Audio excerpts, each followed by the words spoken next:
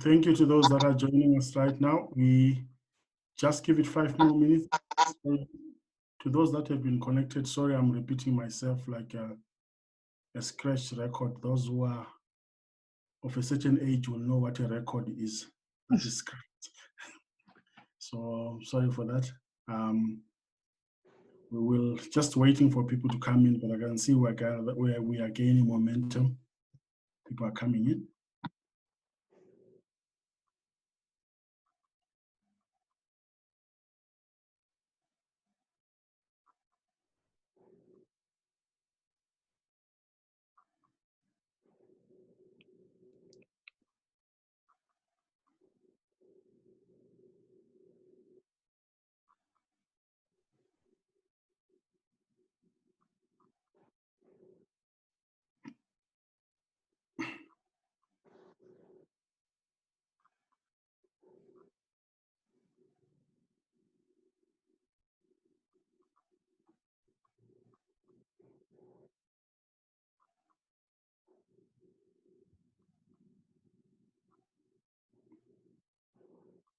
Yes.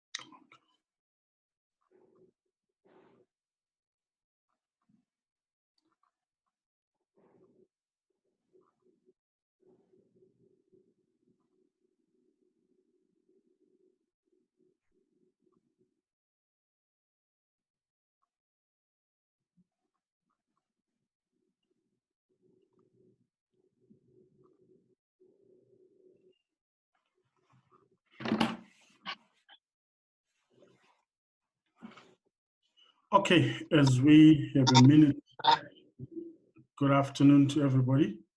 I think we need to start. My name is William Jimba.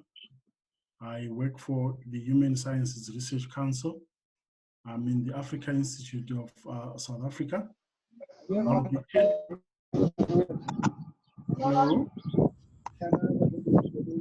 Mani, could you please mute? Thank you. Yes, I was saying my name is William Jimba, and today, as we continue with the 2020 series from the Rhodes University Department of Political and International Studies teaching seminar, where we are talking about free trade. Our speaker for the day is Dr. Thabi Leoka, who I think those who are in listening to economic issues have heard about her. She's an economist who has worked in various organizations in the financial sector. Thabi was appointed by President Ramaphosa to the Public Investment Corporation Commission of Inquiry. She was appointed by the Minister of Finance to review the zero-rated products in order to support the poor and vulnerable in the country. Thabi is an non-executive director of quite a number of companies. MTN is one of them. The Small Business Institute, Act Afrique, which is based in Senegal. She's also in the advisory board of Deloitte SA. She sits on Statistics South Africa Council, where she chairs the Economic Committee. Thabi started her career as an economist at Investec Management in South Africa in London. He's worked as an emerging market economist at Barclays Capital in London, head of economic research SA at Standard Bank, and chief economist at the Renaissance Capital.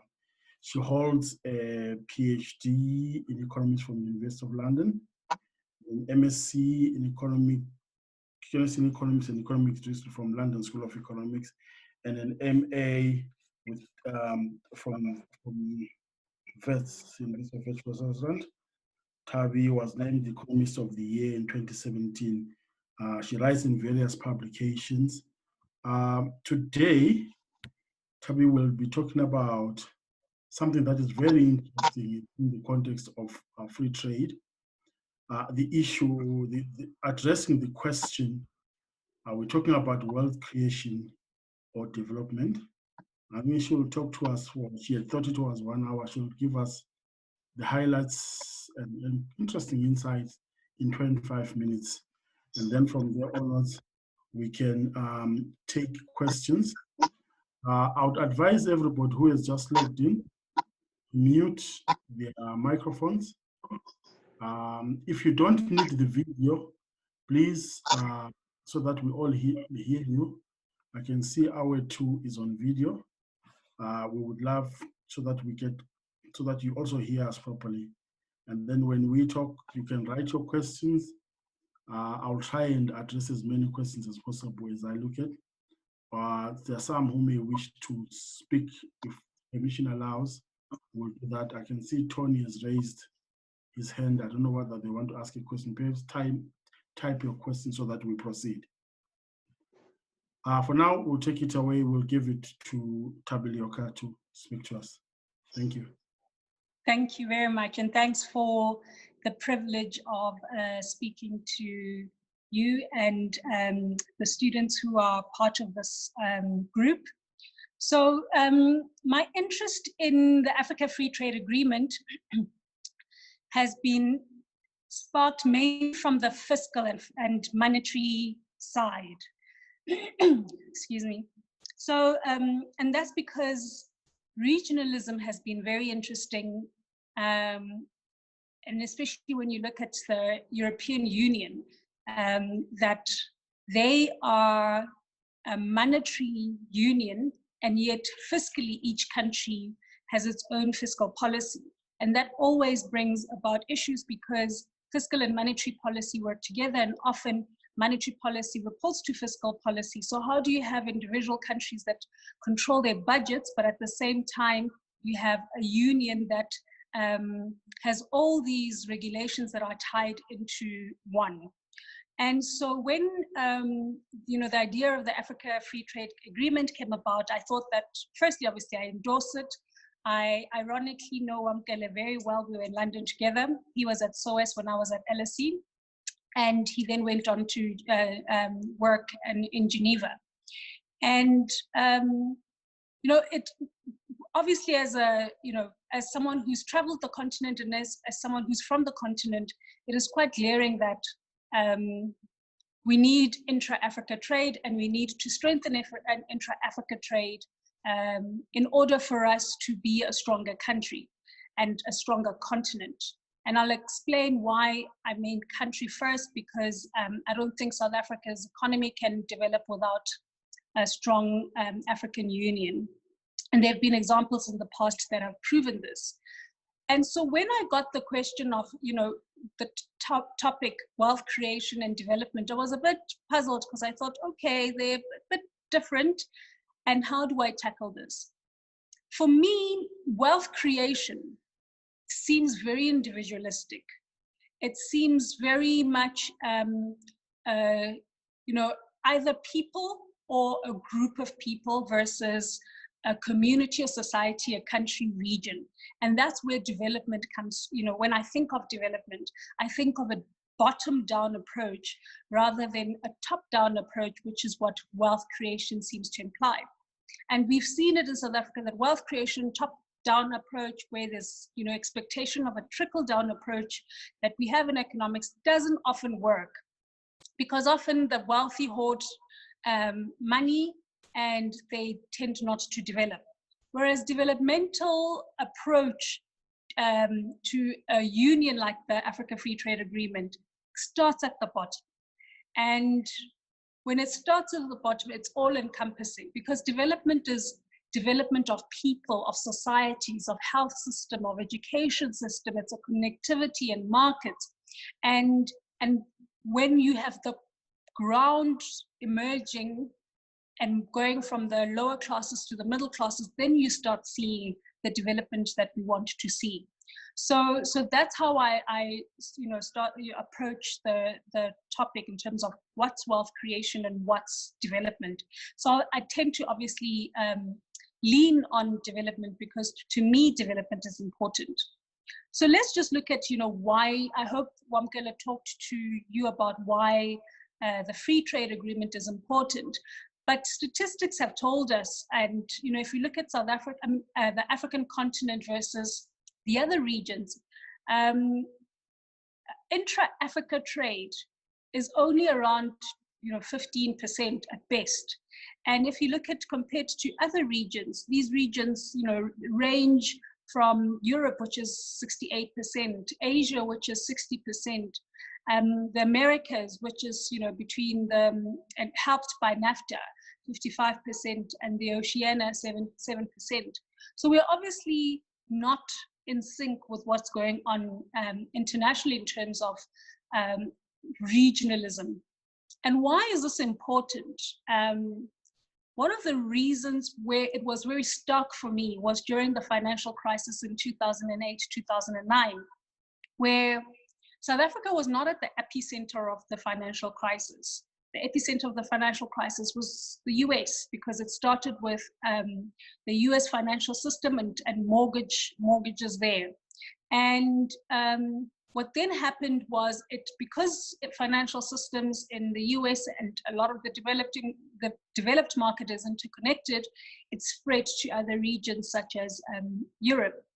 But out of all the emerging markets, South Africa was the one that was hit the most, more so than countries that depend on Germany, such as Poland and Hungary, so the emerging European countries.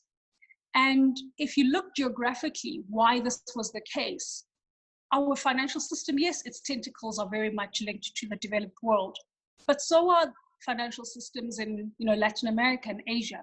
The difference is when the financial crisis hit US and then hit Europe and impacted on economic growth globally, it didn't impact on emerging market in the same way, in the same speed.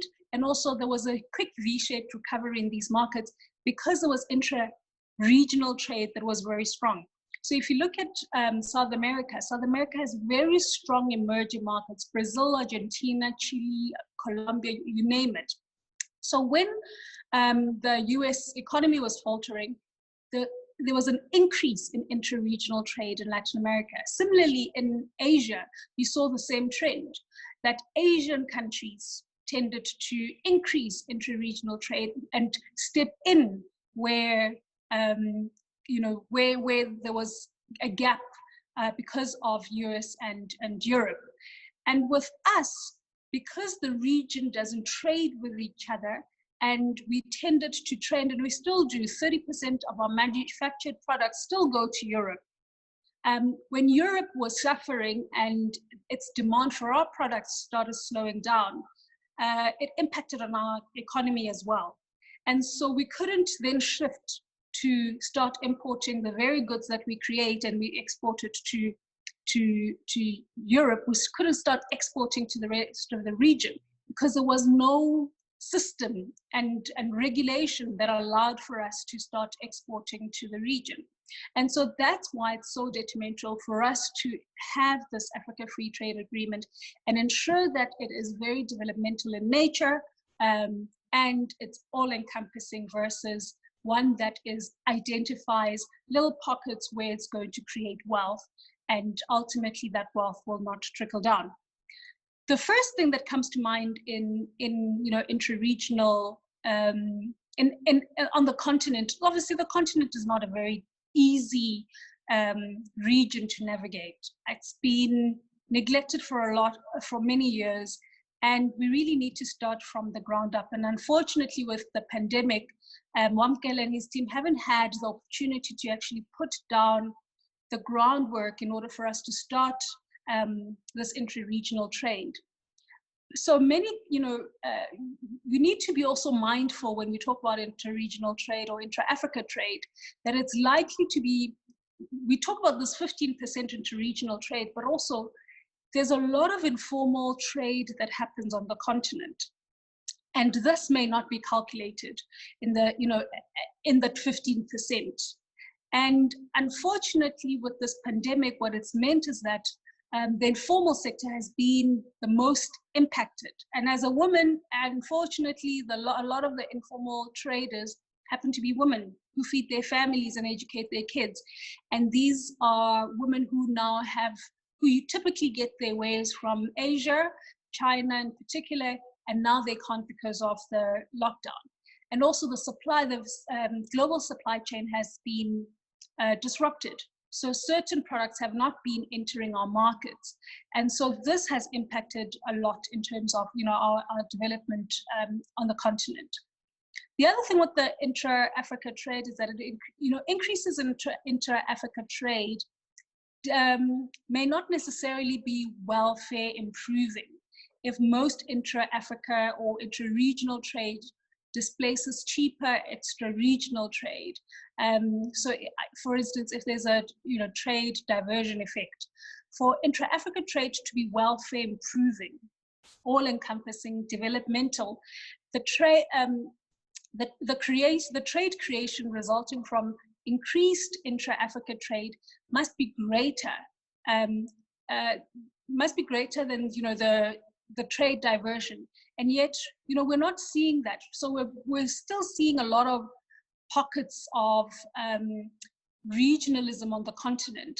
There are about 8 regional economic communities on the continent, and yet the share of intra-Africa trade is still very low, which means that we're still very inward-looking in terms of how we trade amongst each other. So the level of intra-regional economic community trade in Africa differs between communities, reflecting economic factors such as differences in stages of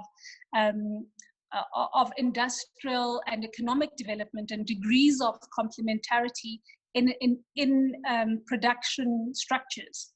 And this also is a problem in terms of development, in that we do have certain regions and areas and countries that are laggards. And so when we're talking about an intra-regional and Africa trade, we need to be also aware of these differences.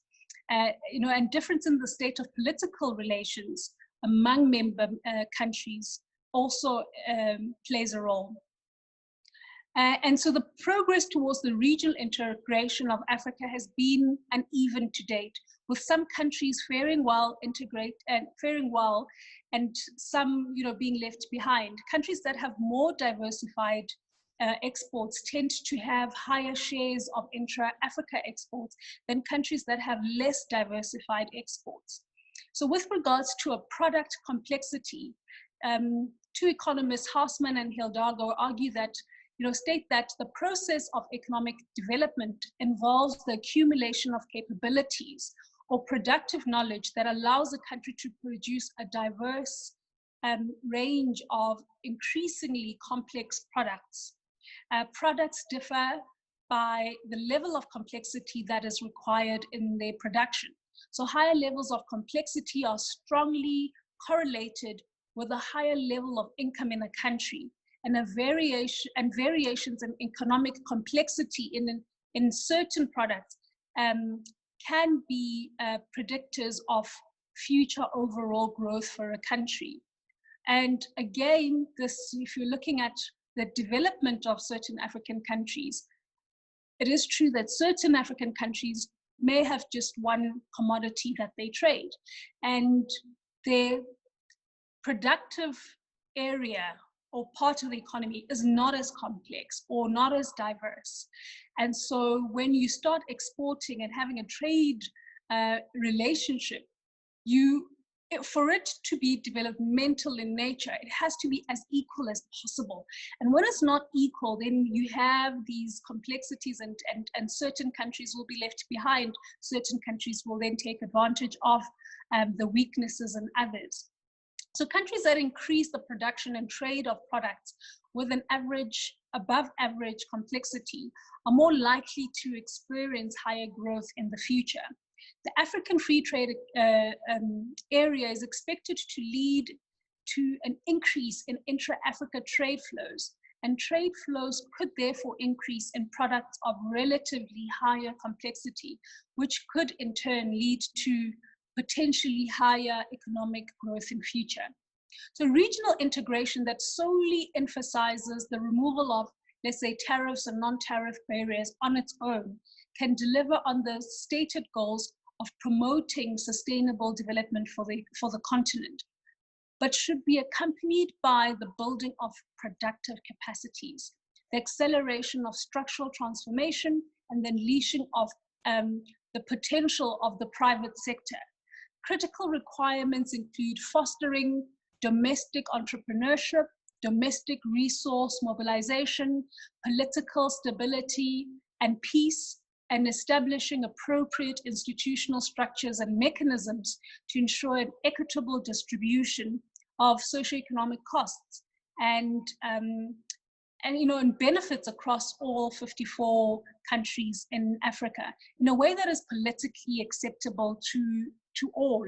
So developmental regionalism, which is a development-based approach to regional integration in Africa, is necessary to ensure sustainability and in continents regional integration process in order for it to culminate in a creation of an African economic community. So Africa needs deeper integration that goes beyond just preferential trade liberalization alone. Regional integration in Africa is not meant to be an agenda for trade and investment protectionism. It is meant to be, it is intended to build the competitiveness of Africa behind walls and to significantly scale down the continent's development partnerships with external trading partners.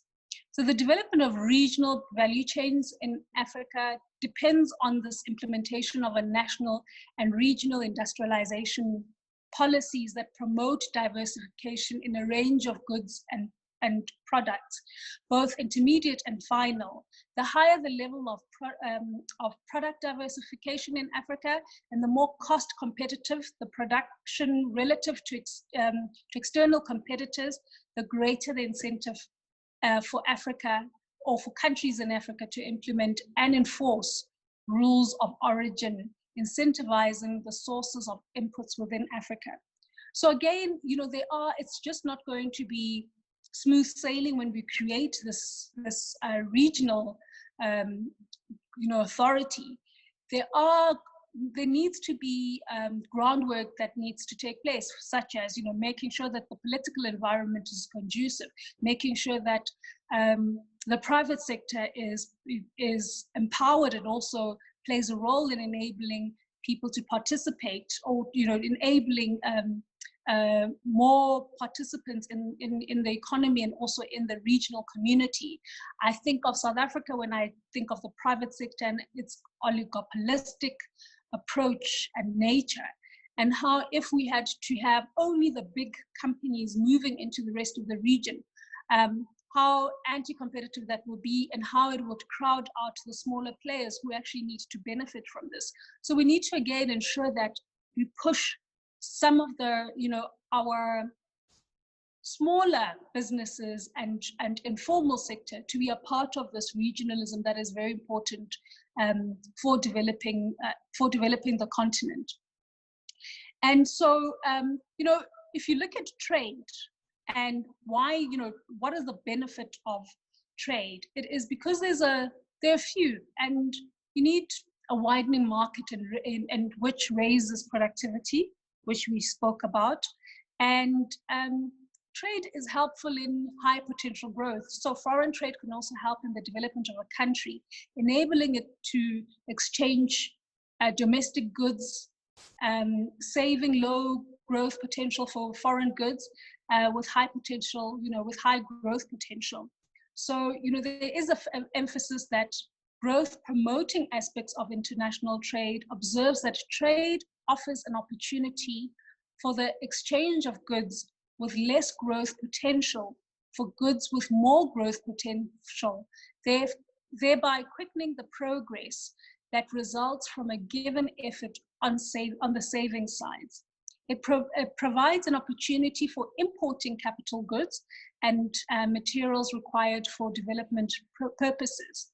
The import of machinery, transport equipment, vehicles, etc., with higher potential with higher growth potential, provides greater benefits to the developing country. And in this instance, again, I think of South Africa and the financial crisis. But South Africa, historically, we've been a very strong country in terms of manufacturing and in terms of manufacturing of technology. And yet we have a continent that imports some of these goods at a much higher price out of Europe and the US. So we could actually benefit from this, intra-Africa trade. In terms of also just empowering us from a knowledge and technological know-how, this is something that I think as a continent we've been lagging other regions, and that's because of predominantly colonialism.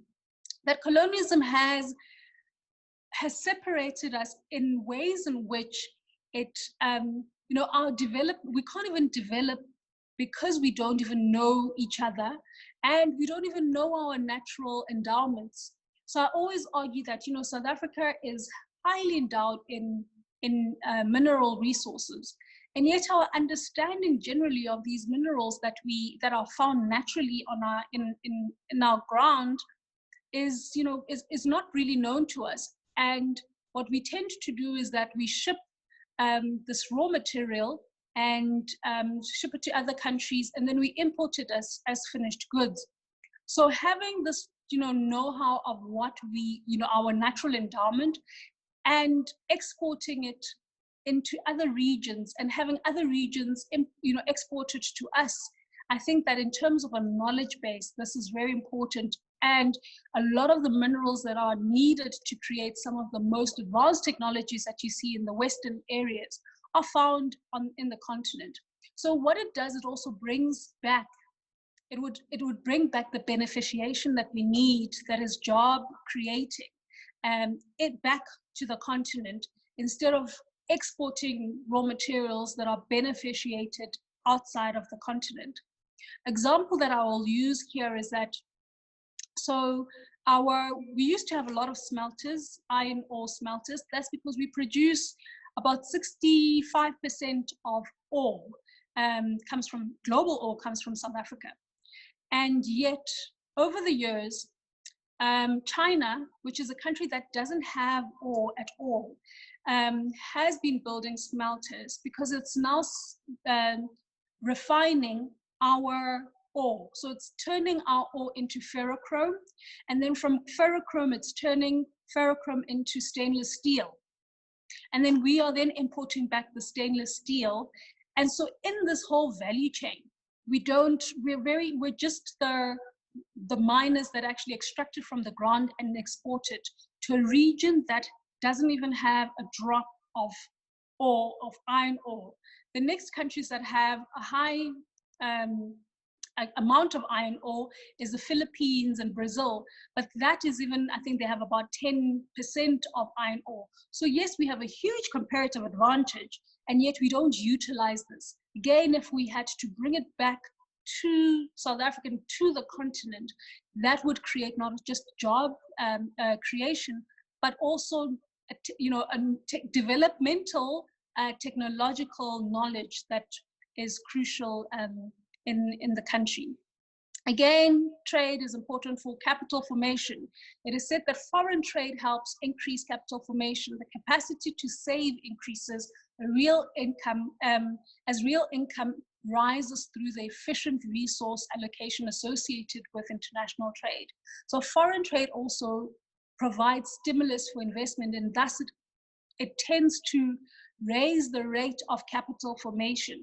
The stimulus comes from the possibility of realizing increasing returns in wider markets that foreign trade provides. Moreover, by allowing economies of large-scale production, the access to foreign markets makes it profitable to adopt more advanced technologies of production. Thus, international trade or intra-Africa trade, by creating conditions for increased capital formation, in underdeveloped countries, can help in their economic development. So again, capital formation, which is really investments, this is also a big enabler of growth, as we know.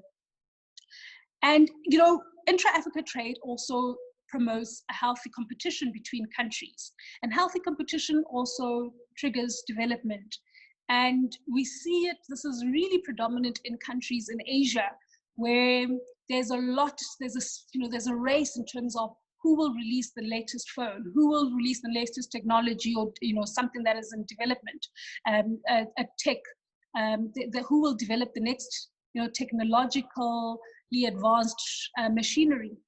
And we also lack this, and as a result, it is crippling our development. And nothing like competition, or healthy competition, is good for development. It also breaks this vicious cycle of poverty. Underdeveloped countries are characterized by the existence of this vicious circle of poverty. It implies that low income, deficiencies of demand, and lack of demand accounts for low supply, which in turn accounts for low income. But international trade, or intra-regional or continental trade, enables underdeveloped countries to promote more of those goods in which they enjoy greater comparative advantage.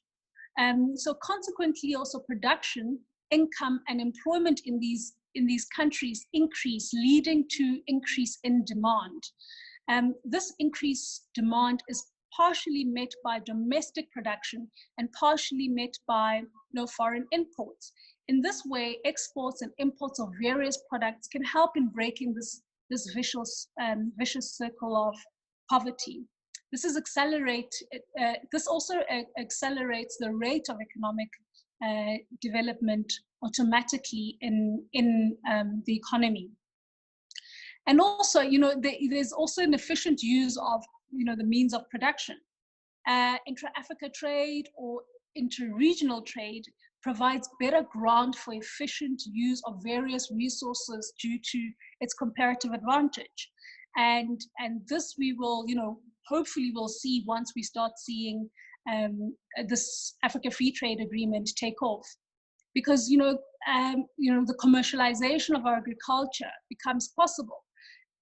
Africa is a very agriculturally rich continent, and yet we're not taking advantage of this. Even with the advancing technology in agriculture, we should be leading that, and yet we're not doing that. So hopefully when we start, when this starts taking place and shape, we'll start looking at our comparative advantage. And fortunately, a lot of what we have in the region is different. So West Africa has different foods, and East Africa has different minerals, and Southern Africa doesn't have plantain, for instance, and also we have different minerals and different food.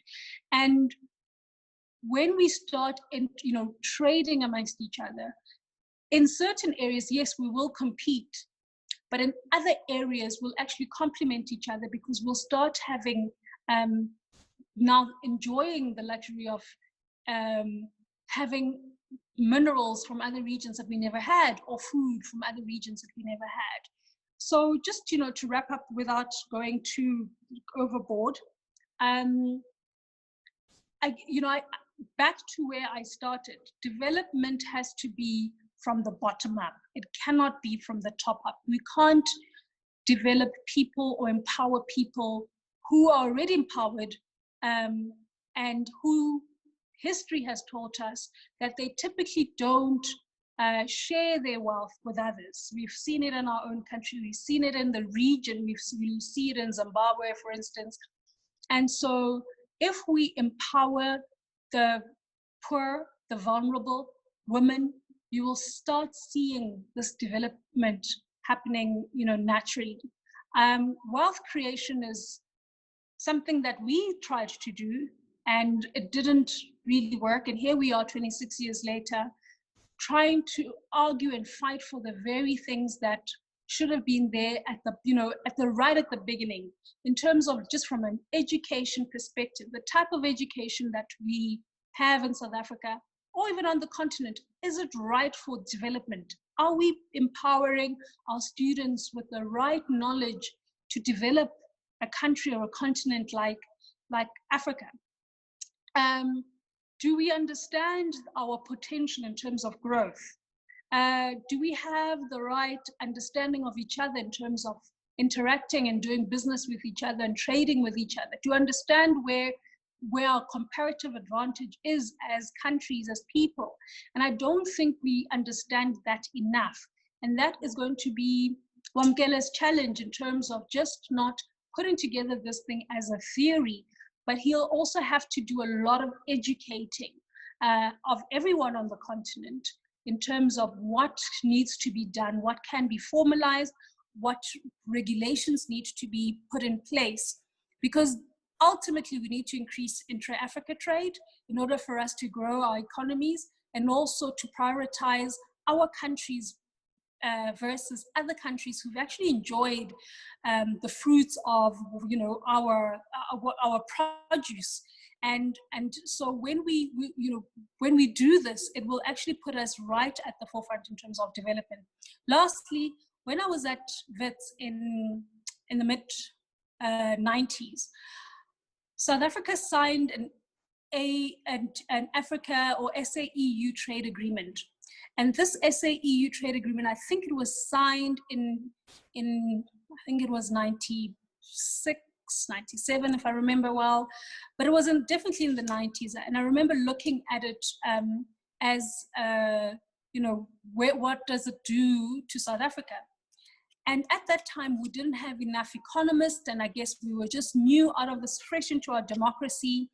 And we were totally bamboozled by the Europeans, who brought a big team of economists, and they fought for changing certain names, which they argued that originated from Europe, and therefore we need to change champagne and grappa and certain food products like feta and change the names of those.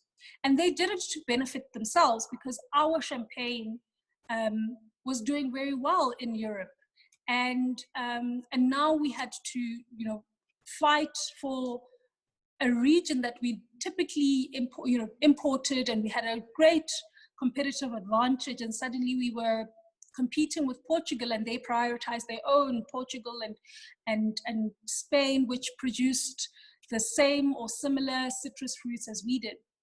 And the opposite is not happening. And I think that this will be a chance for us to prioritize our own and put others second, which we've been in other regions as well. So thank you very much for the opportunity. I look forward to the discussion. Thank you, Thabi. I'm sure there are applause everywhere. Thank you. Quite an interesting presentation that you have given us. A lot telling us that we need to develop and take care of ourselves and make sure that we improve conditions for ourselves. I'm actually reminded by is it Paul Collier, who said that in economic development, nothing is as bad as having a bad neighbor. The bad neighbor slows down your economy. I think it was Paul Collier.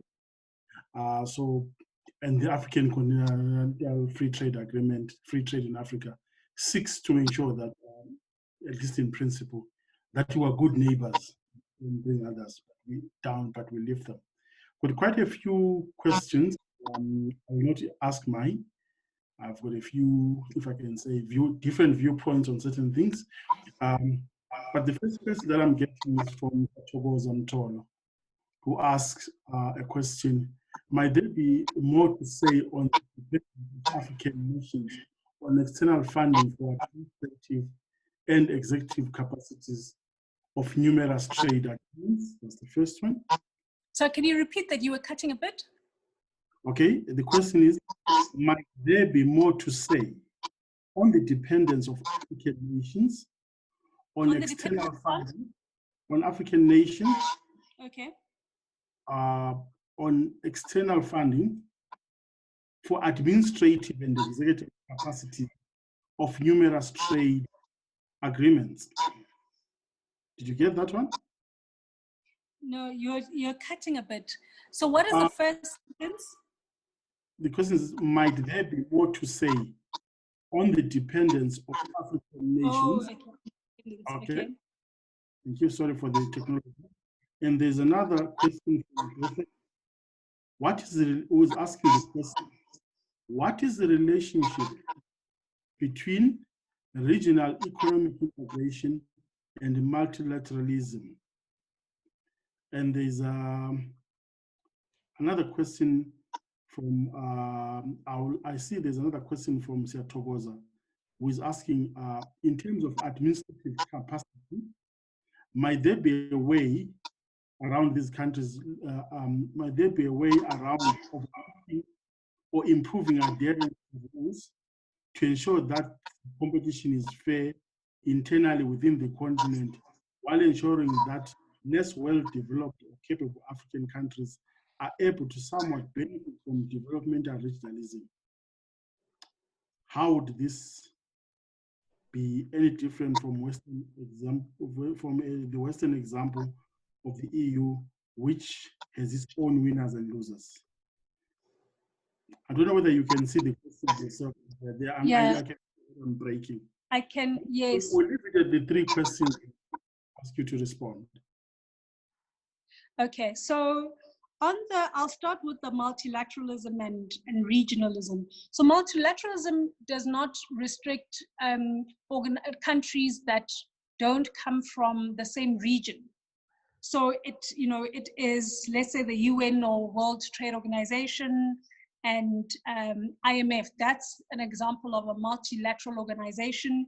Typically, they contribute towards being part of this group, and it's a diverse group that is not bound by a region. Whereas regionalism is more a group of countries that come from a particular region, interacting and trading and conducting economic activity amongst each other. So there's a question that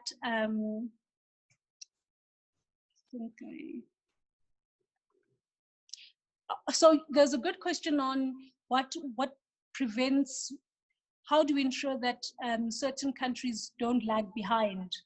And we've seen I think it's in Europe that there are examples of countries that have been left behind in in a regional or regional organization. That is true, and it's very difficult because if you look at our 54 countries and you look at European countries, and that's one of the first challenges we'll encounter, is that at least with European countries, you had quite a few countries that are similar in composition. And so they could then stand their ground. And how it also worked, and even financially, because how it also works is that there's a veto system as well. So certain countries, according to they decided to do it according to their population size. And so your population size determines, let's say, how you can vote. And in certain aspects of it, it's the size of your budget. So your contribution to actually the union in making it work, you also have advantages there. So countries like Germany, for instance, which has both, it has a population of over 70 million, but also one of the biggest economies in Europe, tends to have a bigger say in what happens and a determination. But having said that, Germany's argument is that it's the one that is saving other countries during, let's say, an economic crisis. It's the German economy that is putting more, or the German citizens that are putting more towards their taxes in order for them to save countries that don't abide by the EU rules, such as Greece and Portugal and Spain, etc. And so it actually works both ways depending on what it is. So there are certain countries, yes, that will, if you use South African example, will piggyback off South Africa's might and the South Africa's financial might, because South Africa, I can imagine with Nigeria and Angola and Morocco, etc., will be putting in more in terms of financially to help this organization. And countries like the Gambia or Niger may put less because they don't have that much. And so should there be a crisis in Niger, the money that we've put into the piggy bag has to now go to Niger. And that's how Niger will benefit. But at the same time, Niger could argue that the market will be saturated by South African goods because our South African market is a lot more mature and diversified. So, there are winners in some cases, there are losers in some cases. I just think that we need to be aware of this, and we need to make sure that we, as with most things in life, I always say that you need to pick up your weakest link. And I think it goes back to your Paul Collier's quote, that if you pick up your neighbor will not be your problem. And so I think that that is just something that we should work on on the continent. And then there's a question that it says about the finances, right? The dependence on African, the one that you were crackling and I couldn't understand. I can't see it in the chat. Because we have about 13 Oh, is it this one? Might there be more to say on the dependence of African nations on the external funding for the administrative and external capacity? I'm not sure whether there would be external funding. I think that we could get funding from other governments and also our regional financial entities. But I wouldn't think it would be a good idea to get funding externally. I don't think, the EU doesn't get funding externally. And once you have this external funding, especially for administrative capacities, then it becomes a multilateral rather than a regional effort. And then you also, once, whoever is a funder also has a say. And this we see in the Africa Development Bank, that the Africa Development Bank is an African bank that develops African interests, but at the same time is funded by various countries, both in, on the continent and elsewhere. And so when it comes to issues of voting for certain, critical matters, those who put more money have a bigger say. And you don't want that to be, to be the case in terms of this regional effort. Thank you. Can I just, because I can see the questions are coming up and we only have about 10 minutes. So I usually say to quite a number of people that I mentor, the later we start, the less time we have to discuss. As this week goes on, it means let's try and all be logged in by 1 o'clock so that we start. But there are a few questions. There's one from Sally Matthews who asks, I will just try so that I save time to I hope you captured the question. How does increased trade with China affect the development of increased trade, intra-African trade? That's the first one. And I'll look for somebody different from Bethak and Siatogoza. Then there's one from Nera, who is asking, just wondering what sort of empowerment and perhaps safety nets can be done for the bottom-up approach to enable less privileged not to be further into poverty. And there was somebody who was asking a question that could you explain what do you mean by the bottom-up? Somebody, I think it's Tony, was asking what is the incentive for individuals to trade in other African countries when the monetary systems are not yet in sync? Yeah, maybe perhaps respond to those. There are quite a number of questions, but the time that we have will not allow us to go through them. Okay. I'll start with the incentive to trade with other African countries when the monetary. Again, that is also a very good question because some of our currencies are not tradable. If any of you travel the continent, you know that once you exchange your currency into the local currency, let's say the Zambian kwachas, you make sure that you spend all your kwachas in Zambia because you won't be able to exchange them outside of Zambia. So that is a real challenge, and you also don't want to get into we don't want to trade in dollars because it makes it brings in a different dynamic. It makes it very expensive, and for some of our countries where our currency is not, we don't intervene in the currency market, and the rand is free flowing. So it ebbs and flows according to sentiment and our own doing. And so when you have a weaker rand, it obviously will impact on the cost of doing business on the continent if we had to do business in dollars. So I think this is a real problem that we have. And, a few years ago, we did, as a continent, agree to having an African currency. And we're very far from this because we do have two regions on the continent, the CEMEC and the WAEMU regions, which are both Francophone regions. One is Central Africa and one is Western Africa, the French regions, which have pegged their currencies to the CFA franc. So, they use the CFA franc, which basically is pegged to the euro. And so then discussions that we've had with, our central bank, with some of their central banks, including actually, surprising to me, the IMF, they're very adamant that they want to keep some of the countries, not all, want to keep the CFA franc. And because what it has done for their countries is that it's stabilized inflation.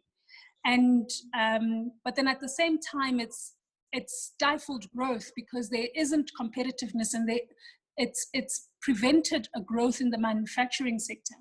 So those are the issues that we also, again, need to grapple with, which are very real issues, because if you look at the EU, they do have the European region. One of the first things they did was to adopt a common currency. And so that they can trade easily amongst each other. And yes, each country, the common currency interprets it, translates differently. So what you buy, a banana in Greece may not be the same price as a banana in Germany, but you're using the same currency, and that's what we need to do. What is the incentive to, so the other one is on China versus African countries in terms of increased trade. China is a big competitor, and I think a big threat. And I say this because Chinese products are a lot cheaper than what we produce on the continent, even South Africa. Part of the reason, about 20 years ago, our manufacturing sector was about 20% of GDP. Our manufacturing sector is currently 13% of GDP.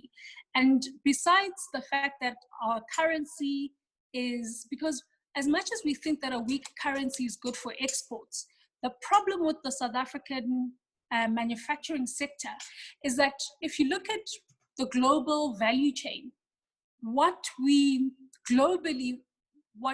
countries produce, they no longer produce it 100% in one jurisdiction. A bolt will come from another country, and a nail will come from and will be produced in another country, etc., etc.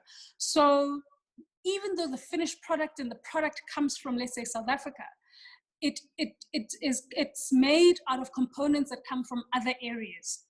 So with a weak currency or a volatile currency, what this means is that the little balls or whatever it is that you need from another country, you need to buy it using the rand, which is now much weaker.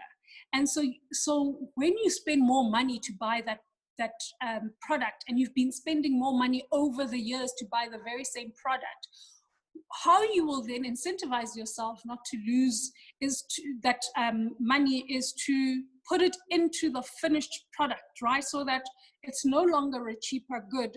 It's now includes the currency that you've bought it includes, let's say, the dollar or the euro, which then makes the end product quite expensive.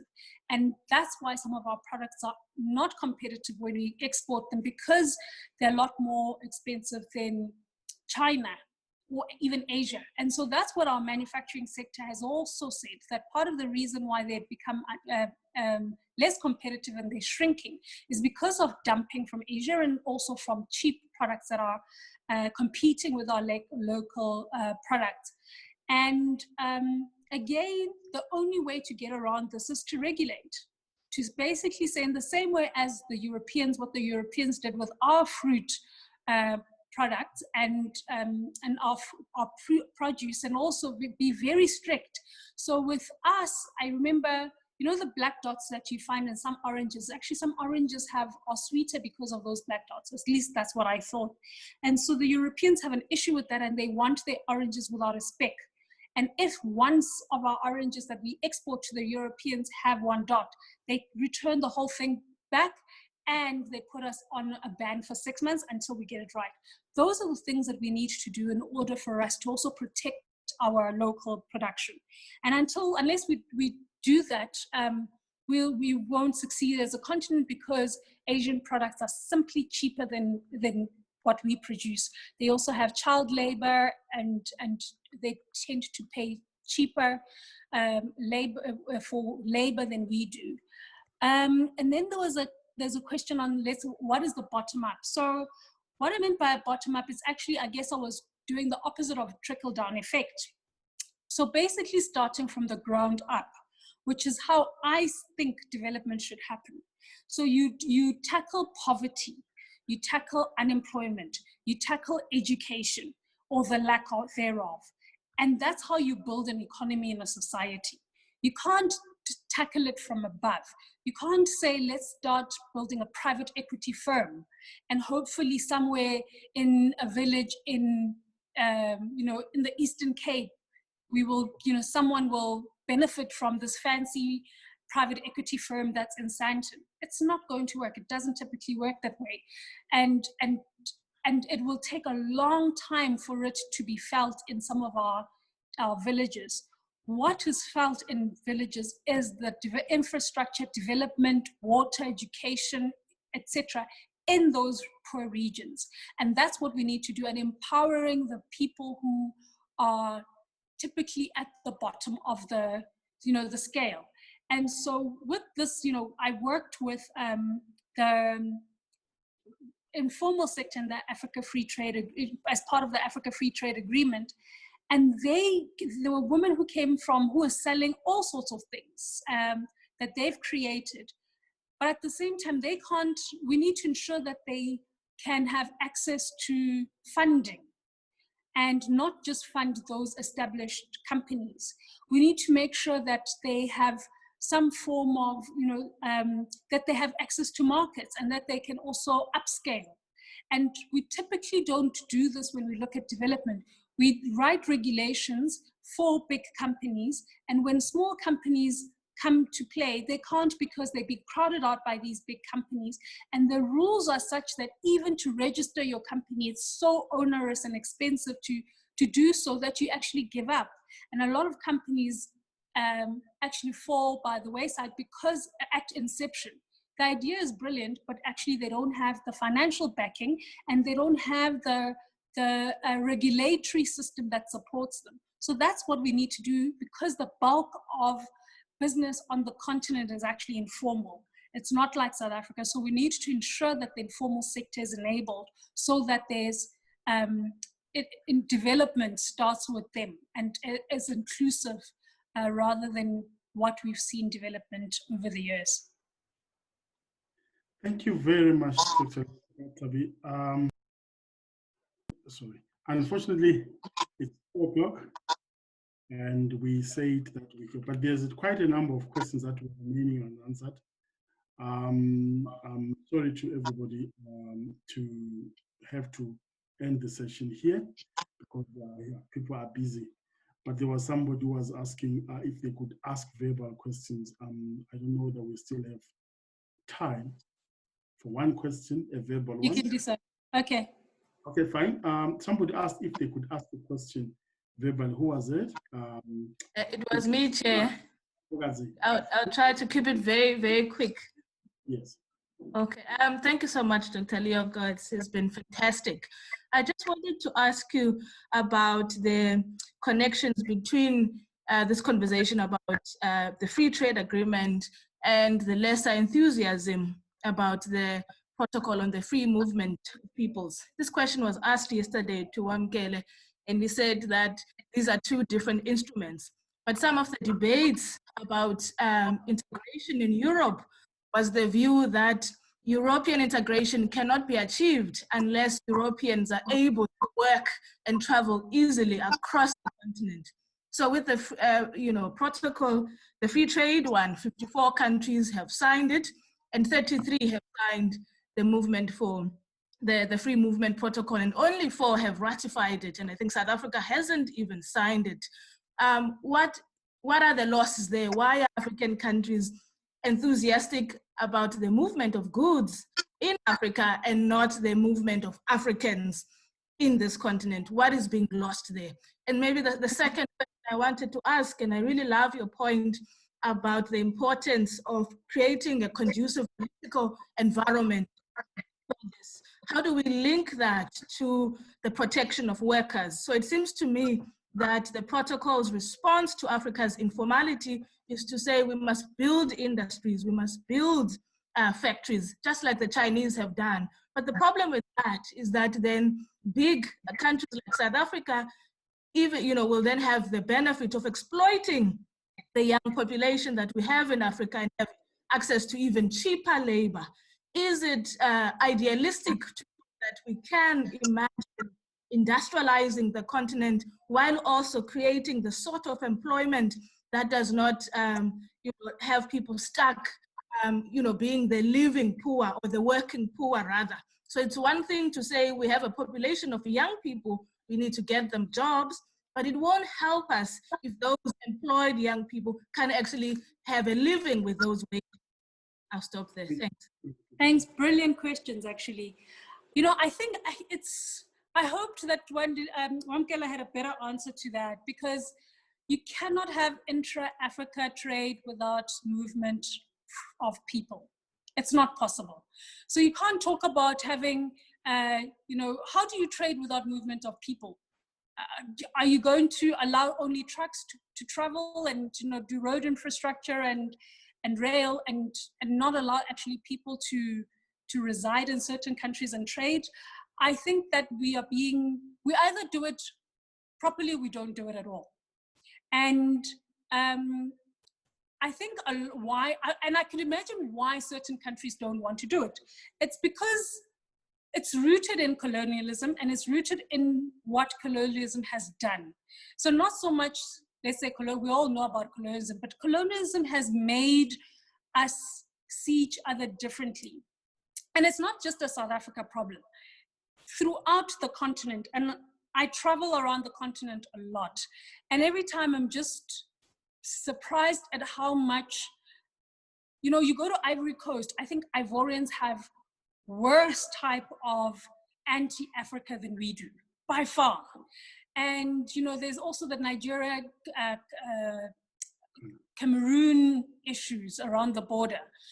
There's also Cameroon English-speaking and Cameroon French-speaking who also think the French-speaking think they're better than the English-speaking, and currently there's wars that are, the president is marginalizing the two groups. And because of that, many countries then have this policy of, look, we're great, we want to go into have access to your markets because we can grow our economies, but we don't want your people trading in our countries. Ironically, that's what also Ghana has said to Nigeria. I was in Ghana in December and Nigerians couldn't freely travel to Ghana, and they couldn't export to Ghana because Ghana had said, no, we need to reassess this. So there is this thing of not being, so I guess, there's this thing of people thinking that they're better than others, which needs to be stopped. And I think as a continent, we need a large scale in terms of education of who we are and how we are similar versus how we are, versus our differences. And once we get that right, we can only then interact and trade. So it's also like saying, I want your money, but I don't want you. Which also means that for us, I know why we didn't sign it, was because we don't want the burden of other African countries. But again, it means that we have a responsibility to ensure that there's peace in other countries. It's our responsibility to ensure that there's prosperity in other countries. Because again, quoting what, the first quote about Paul Collier is, you have to care, your neighbors are your problem. And I bet you, on the continent, it's not your immediate neighbor. It's also your neighbor who's all the way in the north is your problem. When people start running to your country because there's a problem up there. So I think that we need to have this dialogue as Africans, and we need to also pressure our own governments to ensure that they are more open and also honest about what they're trying to do. And then your second question, now I've forgotten because I was thinking about this one. I don't know if you can remind me, the second part. It was about how do you industrialize, but actually protect our workers. Yeah, that's also, again, regulate. You need to put the rules in place to say that if a country, or put percentages, but you need to regulate to ensure that you don't have a South Africa coming into other areas and bulldozing and taking over industry. And when you also need to put laws in place in terms of child labor, we need to put laws in place in terms of even percentages to say, look, you can only reach X amount. We've got 55 countries. It can't be that one country is, investment in one country is 90%, let's say for South Africa. That can't be possible. So you need to make sure that there are limitations to this economic activity, so that you also put other countries, leave room for other countries as well. Unless, for instance, it is a case where there's an emergency and we have produced ventilators, and yes, we will flood the African market with ventilators. But if it's a case of, we do share, or we can produce the same, let's share the market. We have over 1 billion people on the continent, 54 countries. There is enough of us to actually do very well. Thank you. I think we have, thanks to everybody. But unfortunately, we have to end it here. We've got 2 more days of issues to discuss under the free trade. And some of the questions that were asked, and then some that I can see, could we make sure that we come into Zoom early tomorrow, so that we can interrogate some of the questions? Because if you look at the topics that are left to discuss in the next 2 days, you can see that some of the questions asked here will be answered in some of those sessions. But for now, it is my privilege to say thank you to Thabi. Thank you to everyone on the platform. I think, Thabi, thank you for taking your time to join us. It's a pleasure. Thank you. And could we all, one way or the other, people are asking, how can we engage with people like Thabi after this, outside this platform? I wonder, I will leave that. You've got my email address. Well, yes. If she's open to that, I think Thapelo can share that address, and all I can say to you is good luck. Be ready for a flood of emails, but I'm sure that you address them. Thank you, everybody. Let's join each other tomorrow. Let's try and be all online. Tell friends, tell everybody. By at least 10 minutes to 1, all be logged in, and we will then engage more. These are very useful platforms. We learn a lot from them. Thank you, and have a great day. Bye-bye. Thank you. Bye. Bye, everyone. Thapelo, please don't log off. Okay. Thank you, everybody. Others can log off. Gossip time.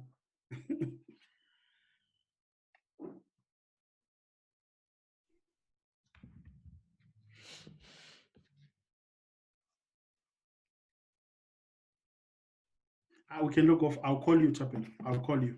Is it all right? Thanks.